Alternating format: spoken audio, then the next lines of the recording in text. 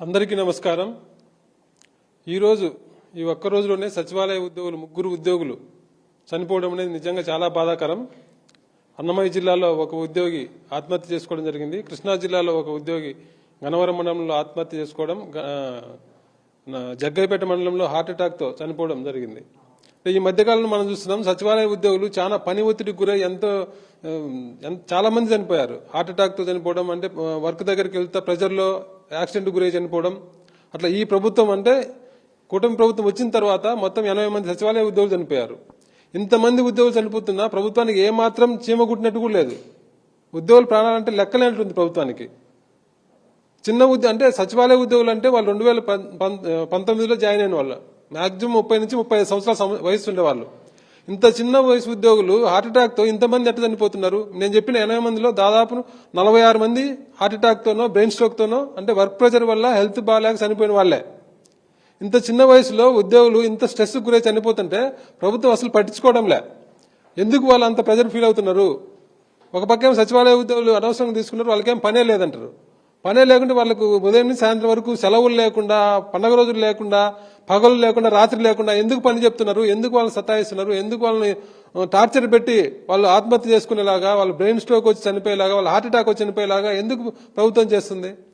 ఇంత జరుగుతుంటే ప్రభుత్వం కనీసం రెస్పాండ్ అవుతుందా? ఎందుకు జరుగుతున్నాయి ఏంటి ఒక రివ్యూ చేయడం కానీ, అధికారులతో కూర్చొని మాట్లాడి వాళ్ళకుండే ప్రెజర్ ఏంటి, వాళ్ళ బాధ ఏంటి తెలుసుకోవడం కానీ చేస్తుందా? అంటే చిన్న ఉద్యోగులు సచివాలయ ఉద్యోగులు అంటే వాళ్ళ ఉద్యోగులు అంటే లెక్కలేదు, ప్రాణానికి విలువలేదా?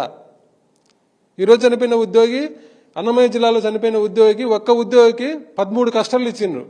అంటే దాదాపు 800 నుంచి 900 హౌసెస్ ఒక్క ఉద్యోగి సర్వే చేయాలా? ఒక కుటుంబాన్ని సర్వే చేయాలంటే ఒక్కొక్క పర్సన్ కు దాదాపు గంట పడుతుంది। 50 క్వశ్చన్లు అడగాలి, దానికి మళ్ళీ తంబేయాలి, ఓటీపీలు చెప్పాలి। ఇదంతా ఒక్కొక్క పర్సన్ సర్వే చేయాలంటే గంట పడుతుంది। అంటే ఒక రోజుకు మహా అయితే 2-3 హౌసెస్ మించి సర్వే చేయలేరు। అట్లా ఆ వ్యక్తికి ఇచ్చిన సర్వే కంప్లీట్ కావాలంటే సంవత్సరం పైన పడుతుంది। అలాంటి రోజు ఉదయం పొద్దున ఫోన్ చేసి ఎంత చేసిన ఎన్ని చేసిన అని ప్రెజర్ పెడితే ఆ చిన్న ఉద్యోగులు ఎంత తట్టుకోగలరు? ప్రభుత్వం ఎందుకు ఇంత ఇబ్బంది పెడుతుంది? మీరు వాలంటీర్లను తీసేసినప్పుడు దానికి తగినట్టు ఆ పనిని తగ్గించాలి, కానీ ఆ పని అంతా తీసుకొచ్చి సచివాలయ ఉద్యోగుల మీద వేస్తే వాళ్ళని మనుషులు కదా। 10 మంది వాలంటీర్లు చేసే పని ఒక సచివాలయ ఉద్యోగి చేయాలంటే ఎట్లా చేయగలుగుతాడు? అంతకుముందు వాలంటీర్లకు ఉండేది ఒక్కొక్కరికి 50 గృహాలు, 50 గృహాల్లో వాళ్ళ లెవెల్ వాళ్ళు చేసేవాళ్ళు। అలాంటి వాళ్ళందరినీ తీసేసి ఒక్కొక్క సచివాలయంలో 30-40 మంది వాలంటీర్లు ఉంటే వాళ్ళందరినీ తీసేసి ఆ పని అంతా తీసుకొచ్చి 3-4 అప్పచెప్తే అంతమంది ఎట్లా చేయగలుగుతారు? ప్రభుత్వం ఆలోచించాలి కదా। ఉద్యోగులు ఇంత ఇబ్బంది పెట్టడం ఒక పక్క, వాళ్ళకి ఇవ్వాల్సిన మాత్రం ఏ ఒక్కటి ఇవ్వకుండా, ఒక నోషనల్ ఇంక్రిమెంట్ లేదు, ఒక ప్రమోషన్ ఛానల్ లేదు। ఈ ప్రభుత్వం వచ్చినాక సచివాలయ ఉద్యోగులకు జరిగిన మేలు అంటే ఒక్కటి లేదు। వాళ్ళకి సమస్యలు ఒకటి కూడా పరిష్కరించకపోగా వాళ్ళ మీద ఇంత ప్రెజర్ పెట్టి రోజు ఒకరు చచ్చిపోయేలాగా ప్రభుత్వం చేస్తుంది। ఈ మధ్యకాలంలో ఇంతమంది చనిపోతే ప్రభుత్వం అసలు స్పందించకపోవడం అంటే నిజంగా బాధాకరం। ఈ ప్రభుత్వానికి ఉద్యోగుల ప్రాణాలంటే లెక్కలేదని మీ ద్వారా నేను అడుగుతున్నా। ఇప్పటికైనా ప్రభుత్వం స్పందించాలి। మీరు ఉద్యోగులకు ఏమి చేయడంలే, మీరు ఇచ్చిన హామీ ఇచ్చిన ఐఆర్ గాని, పిఆర్సీ గాని, డిఏలు గాని, పెండింగ్ బకాయిలు గాని ఒక్కటి మీరు ఉద్యోగులకు 9 హామీలు ఇచ్చింది, ఒక్క హామీ అంటే ఒక్క హామీ అమలు చేయలే। సరే అవన్నీ పక్కన పెట్టండి, అది ఆర్థిక పరమైనవి కాకుండా మీరు ఇచ్చిన దాంట్లో ఫస్ట్ హామీ ఏంటి? ఉద్యోగులకు అనుకూలమైన పని వాతావరణం కల్పిస్తాం, ఉద్యోగుల గౌరవాన్ని పెంచుతామన్నారు। ఎక్కడ ఇదేనా? ఉద్యోగులు హార్ట్ అటాక్ తో బ్రెయిన్ స్ట్రోకులతో ఆత్మహత్యలు అంటే పని చేయలేక ఆత్మహత్యలతో చనిపోయే పరిస్థితి తీసుకురావడం అనుకూలమైన పని వాతావరణం అంటే? ఇంత పొలిటికల్ ప్రెజర్ ఉంది ఉద్యోగుల మీద। గ్రామ వార్డు సచివాలయం ముఖ్యంగా అగ్రికల్చర్ అసిస్టెంట్లు యూరియా కోసం ఎంత ప్రెజర్ ఇబ్బంది అవుతున్నారు? సర్వేలతో పాటు మళ్ళీ వాళ్ళు రెగ్యులర్ పని చేయాలి మళ్ళీ రోజు। ఇంత పని ఒత్తిడి గతంలో ఎప్పుడు లేదు। ఇప్పటికైనా ప్రభుత్వం కళ్ళు తెరిచి ఉద్యోగులు ఎందుకు చనిపోతున్నారో కనీసం మీరు ఒక ఆలోచన చేయండి, ఒక రివ్యూ చేయండి। ఉద్యోగుల మీద ఎక్కడ పని భారం పెరుగుతుంది ఒక ఆలోచన చేసి ఇప్పటికైనా ముఖ్యమంత్రి గారు దృష్టి పెట్టి దీని మీద అధికారులను ఆదేశించి సచివాలయ ఉద్యోగుల ప్రాణాలు కాపాడాలని కోరుతున్నా।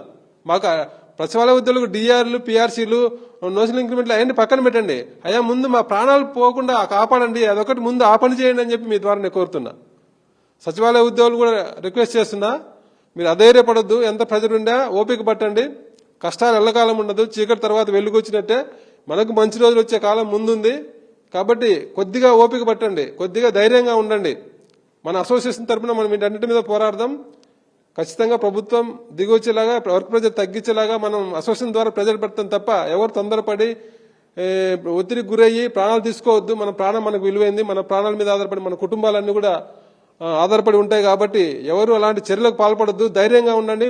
మంచి రోజులు ముందున్నాయి.